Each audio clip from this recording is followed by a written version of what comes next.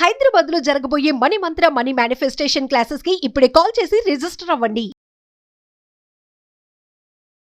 Hello viewers, welcome back to our channel. ప్రస్తుతం మనతో పాటు ఉన్నారు consumers affair committee chairman Mandadi Krishna Reddy garu. సార్తో మాట్లాడదాం. నమస్తే సార్. నమస్కారం అమ్మా.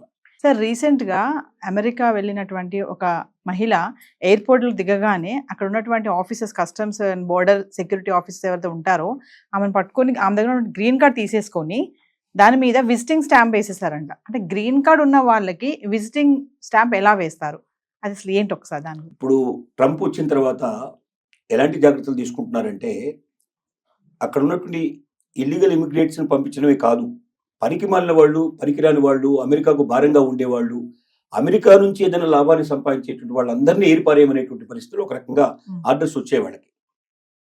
ఆ ఆర్డర్స్ ప్రకారమే వాళ్ళు ఏం చేస్తున్నారంటే, ఇప్పుడు మన పట్టుకున్నటువంటి లేడీ ఎవరుతున్నారు, షీజ్ అ ఓల్డ్ లేడీ. తనకి ఏజ్లు, తనకు కూతురు ఎయిర్పోర్ట్లో వెయిట్ చేస్తుంది బయట. తను వచ్చింది, దిగిన తర్వాత తను కొన్ని క్వశ్చన్స్ వేశారు వాళ్ళు. అసలు ఎందుకు ఫ్రీక్వెంట్గా వెళ్ళి వస్తుంది ఇండియాకి? సంవత్సరంలో చాలాసార్లు వెళ్ళవడం, ఇండియాకి వెళ్తుంది, మళ్ళీ అమెరికా వస్తుంది, మళ్ళీ ఇండియాకి వెళ్తుంది, మళ్ళీ అమెరికా వస్తుంది, ఇలా తిరుగుతుంది ఆవిడ. ఇన్నిసార్లు విజిట్ చేస్తున్నావు దేనికోసం? నువ్వు ఏమైనా బిజినెస్ చేస్తున్నావా? నువ్వు అమెరికాలో బిజినెస్ ఏమి లేవు, కానీ ఇండియాలో ఏమైనా బిజినెస్ చేస్తున్నావా? అమెరికా ఏమంటుని ఇండియాకు తీసుకెళ్లే ప్రయత్నం జరుగుతోందా? ఇలాంటివన్నీ వాళ్ళు క్వశ్చన్స్ వేశారు. ఈ క్వశ్చన్స్లో తనకు ఇంగ్లీష్ 100% తనకు రాదు, కొంత వచ్చు కొంత రాదు. తను చెప్పిన ఆన్సర్స్ తికమక్గా ఉన్నాయి, సూట్ అవ్వట్లేదు. రెండోది ఏంటంటే, తనకు సంబంధించినటువంటి వాట్సాప్లు కానీ లేకపోతే మిగతా కానీ వాళ్ళు కొంత వెరిఫికేషన్ చేస్తే అమెరికాలో ఏదో కొంత బిజినెస్ జరుగుతున్నట్టుగా అనిపించింది. అంటే ఇండియాలో జరుగుతున్నట్టుగా అనిపించింది. అంటే అమెరికాకు సంబంధించిన డబ్బులు ఇక్కడ ఉన్నటువంటి ఇండియన్స్ ని అందరి దగ్గర డబ్బు తీసుకొని తను అమెరికాకు వెళ్ళి, అమెరికా లోపల ఇండియాకు వెళ్ళిన తర్వాత తను అక్కడ బిజినెస్ చేస్తోంది. అంటే ఆ బిజినెస్ ఏదో అమెరికాలో చేస్తే దానివల్ల ట్యాక్సెస్ వస్తే అది అమెరికన్స్కి ఎంతో మేలు జరుగుతుంది. అమెరికాలో ఉన్న డబ్బుని ఇండియాకి తీసుకెళ్లడం వల్ల ఇండియన్స్ బెనిఫిట్ అవుతారు తప్ప అమెరికన్ బెనిఫిట్ అయ్యే అవకాశాలు లేవు. కాబట్టి వాళ్ళు ఎంతసేపు ఏం చూస్తున్నారంటే, అమెరికాకు బెనిఫిట్ ఎట్లా తీసుకురావాలి, అమెరికాను అగ్రరాజ్యంగా నిలబెట్టాలి, అమెరికా ప్రపంచాన్ని డామినేట్ చేసి తీసుకురావాలి. ఇప్పుడే ట్రంప్ చెప్పే విధానం ఇదే. అమెరికన్స్ ఇంత ముందుకున్న గ్రేట్ అయిపోవాలి, ఇంతకన్నా చాలా బిగించాలి, ఇప్పుడు ప్రపంచం మీద అంతా ఆధిపత్యం చెలాయించాలి. అలా చెలాయించాలంటే డాలర్ విపరీతమైన రేట్ రావాలి, ఇక్కడ ఉన్న వాళ్ళందరికీ ఉద్యోగాలు రావాలి, ఇక్కడ ఉన్న వాళ్ళందరూ సంపన్నులు అయిపోవాలి. అమెరికాకు ఇతర దేశాలకు మధ్యలో తేడా చాలా విపరీతంగా ఉండాలి, అంటే ఎప్పటికీ అందుకోలేని పరిస్థితి తీసుకురావాలి. అలాంటి పరిస్థితికి నేను తీసుకొస్తానని చెప్పి ప్రామిస్ చేశాడు ట్రంప్. అందుకే ఓట్లు వేశారు. ఓట్లు వేసిన తర్వాత ఏం చేశాడు, ఇల్లీగల్ ఇమిగ్రెంట్స్ ని సంఖ్యలు వేసి మరి తీసుకొచ్చి ఆ దేశాల్లో వదిలిపెట్టడం మొదలుపెట్టాడు. సంఖ్యలు వేయడం అంటే మనకి తెలుసు కదా, మరి అట్లాంటి ఆర్థిక నేరస్తుల్లో మిగతా వాళ్ళని చేసినట్టుగా తీసుకొచ్చేస్తున్నారు. ఇండియాకు తీసుకొచ్చిన వాళ్ళని కూడా సంఖ్యలు వేసి పట్టుకొచ్చారు. ఇప్పటిదాకా వచ్చినట్టు విమానాలనే అంటాకి వచ్చాయి. సరే, మోడీ వెళ్ళి మనం రిక్వెస్ట్ చేసి మా వాళ్ళని మేము తీసుకొచ్చుకుంటాం, మీరు తీసుకురావాల్సిన అవసరం లేదు, మీరు ఎవరెవరు ఉన్నారు ఇల్లీగల్స్ మీరు గుర్తించండి, వాళ్ళు మాకు అప్పచెప్పండి, మేము తీసుకొచ్చుకుంటాం అని చెప్పాడు. బహుశా అది ఆచరణలోకి రావచ్చు. ఈ లేడీ విషయంలో ఏం జరిగిందంటే, ఒకటి తను సరిగ్గా ఆన్సర్స్ చెప్పకపోవడం వల్ల, తికమక అవడం వల్ల, టాలీ కాకపోవడం వల్ల ఒకటైంది. రెండోది వాళ్ళకి అర్థమైంది ఏంటంటే, ఈవిడ ఇండియాలో వ్యాపారాలు చేస్తోంది, అందుకే ఫ్రీక్వెంట్ గా అమెరికాకు వస్తుంది. అమెరికాలో ఉన్న డబ్బుని ఏదో రకంగా ఇండియాకు వెళ్ళేట్టు చేసి, ఇండియాలో దాని ద్వారా వ్యాపారాలు చేసి ఇండియాకు లబ్ధి చేస్తుంది తప్ప అమెరికాకు లాస్ చేస్తుంది. అమెరికాకు దీనివల్ల ఏ రకమైన ఉపయోగం లేదు, పైపెచ్చు నష్టం వస్తున్నట్టుగా వాళ్ళకి అనుమానాలు వచ్చాయి. అనుమానాల వల్ల ఏం చేశారంటే, ఈవిడికి పర్మనెంట్ వీసాని, గ్రీన్ కార్డుని క్యాన్సిల్ చేసేసి నీకు టెంపరరీ వీసా, టూరిస్ట్ వీసా నీకు బండిల్ చేస్తున్నావు అన్నట్టుగా ఆ పాస్పోర్ట్ వాళ్ళు స్టాంపింగ్ చేసి ఇచ్చారు. అంటే ఇంకా భవిష్యత్తులో ఇది చేయడానికి వీళ్ళని పరిస్థితులు కనిపించారు. అంటే దీని అర్థం ఏమిటంటే, ఇది ఈవిడకు ఒక్కదానికే కాదు, ప్రపంచంలో అందరికీ దీని ద్వారా ఒక సందేశం పంపించారు. ఎవడైనా వేస్ట్ ఫెలోస్ ఉంటే అమెరికా లోపల వాళ్ళు కూడా మూటామూలే సర్దుకొని మీరు వెళ్ళిపోండి.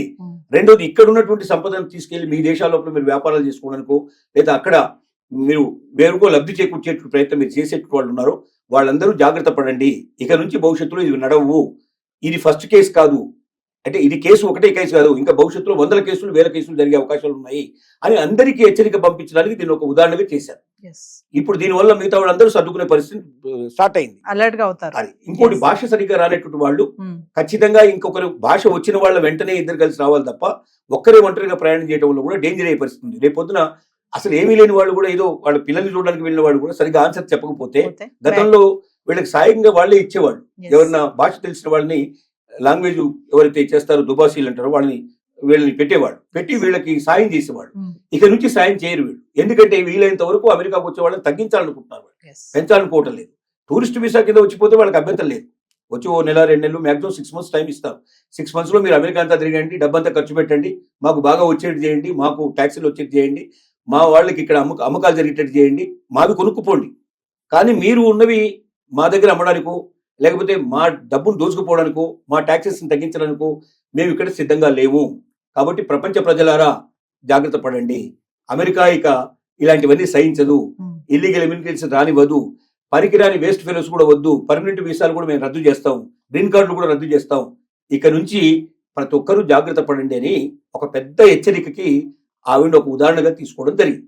అంటే ఇక్కడ మేము ఎక్కువ సంపాదించలేకపోతున్నాము, అక్కడికి వెళ్ళి బాగా సంపాదించాలి అనుకునే ఆలోచన ఇంకా వద్దు అని అంటారా సార్? ఖచ్చితంగా.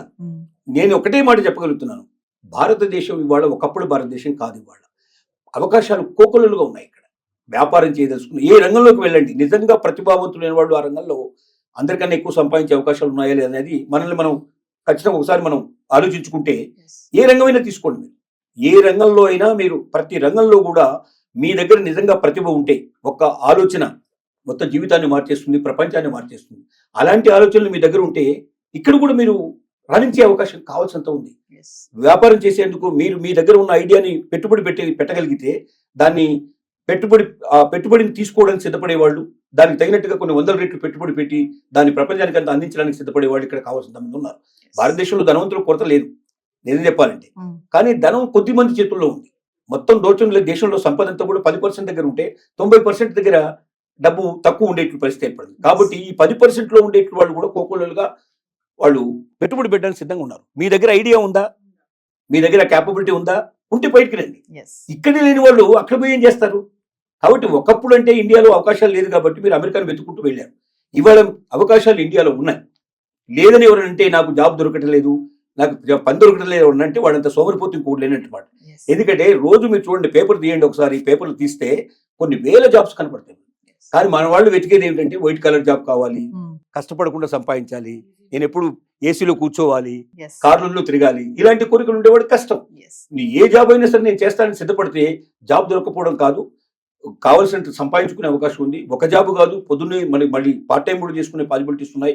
కాబట్టి నేను ఒకటే చెప్పగలుగుతున్నా ఏంటంటే, అలాంటి అమెరికాకు వెళ్ళి అక్కడ బందీలుగా మనం పట్టుబడి సంఖ్యలు వేయించుకొని ఈ దేశానికి వచ్చి ఆ అవమానాలు భరించేదానికన్నా మీ దగ్గర శక్తి ఉంటే, క్యాపబిలిటీ ఉంటే ఈ ఐడియాని ఎలాగ బయటకు తీసుకురావాలి, ఎలాగా సమాజం ఇవాళ సోషల్ మీడియా కావాల్సినంత తీసుకుంది. మీకు మీ దగ్గర ఒక మంచి ఐడియా ఉంటే మీరు సోషల్ మీడియాకి ఇవ్వండి, ఆటోమేటిక్గా ఎవరు చేరాలో వాడు చేరుతుంది, మిమ్మల్ని వెంటనే వాడే పిలుస్తాడు, వెతుక్కుంటూ వస్తాడు మిమ్మల్ని. కాబట్టి ప్రతిభావంతులారా, మీ ప్రతిభని వేరే దేశాలకు అమ్మడానికి ప్రయత్నం చేయకండి, మన దేశంలోనే మీరు తీసుకొని మీరు రాణించండి, మీరు దాని ద్వారా మన దేశానికి సేవ చేయండి అని చెప్పి మరొకసారి విజ్ఞప్తి చేయాల్సి వస్తుంది. అంటే సార్ ఒక విషయం ఫైనల్ గా చెప్పండి సార్, గ్రీన్ కార్డ్ హోల్డర్స్ ఎవరైతే ఉన్నారో వాళ్ళందరూ కూడా జాగ్రత్తగా ఉండాలి, లేదంటే వాళ్ళ వీసా కూడా రద్దు అయిపోయే ఛాన్సెస్ ఉంది, గ్రీన్ కార్డ్ కూడా పోవచ్చు. ఎంత క్లియర్ గా చెప్పాడంటే, గ్రీన్ కార్డు ఉన్న వాళ్ళ పిల్లలు కూడా అమెరికన్స్ కాదని చెప్పేశాడు. ఇంకా దాని అర్థం ఏంటి? గ్రీన్ కార్డ్ అనేది ఒక పత్రం మాత్రమే, ఒక పేపర్ మాత్రమే. అంటే నువ్వు అక్కడ జాబ్ చేస్తున్నావు, నీకు ఒకవేళ ఆ జాబ్ ఆల్రెడీ నీకు పద్ధతి ప్రకారం వచ్చి ఉంటే ఆ జాబ్ చేసుకోవడం నీకు పనికి వస్తుంది. కానీ నువ్వు పర్మనెంట్ రెసిడెన్సీ రాకుండా, పర్మనెంట్ రెసిడెంట్ అనేది మళ్ళీ వేరే, పర్మనెంట్ రెసిడెన్సీ నీకు రాకుండా, నువ్వు రెసిడెంట్ కాకుండా అక్కడ నీకు అమెరికా లోపల అమెరికా పౌరసత్వం నీకు లేదు. అమెరికా పౌరసత్వం అంటే గ్రీన్ కార్డు యొక్క వాల్యూ ఎంత? తాత్కాలికమైంది తప్ప ఏం లేదు. అంటే L1 వీసా లాంటిది ఒక రకంగా చెప్పాలంటే గ్రీన్ కార్డు కూడా. L1 వీసా 3 ఏళ్ళు పనిచేస్తే గ్రీన్ కార్డు ఒక 5 ఏళ్ళు పనిచేస్తుంది, 10 ఏళ్ళు పనిచేస్తుంది, లేదా వాడికి ఎప్పుడు కోపం వస్తే అప్పుడు పంపించేస్తాడు.